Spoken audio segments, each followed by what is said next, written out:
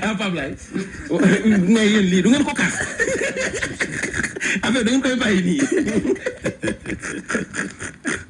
xam nga sëñ Mbacke. dama am ñaari maam. moom kay sax dem Amérique dañ koy seetaat léegi. dama am ñaari maam yu loolu daloon. waaw yu loolu daloon ah. Cheikh El Hadj Malick bi mu ajee. fii la ñu bisiti. ndeysaan. lu xew. mu ne fii amul aada. wallaay oustaz loolu de am na moom. ndeysaan. fii ñu ne ko mu ne amul aada. ndeysaan. du dëgg. danaa koy wax ñooñu leneen fexe leen ba bu leen sénégalisé fii. ndeysaan. bàyyi leen ko ci seen aada ji. ndeysaan. ku ngénte mën caa génn. dëgg la. kuy ceetal mën caa génn. ngénteel fii jafewul. dëgg la waaye bu ñu ko sénégalisé rek am problème. wallaay wallaay.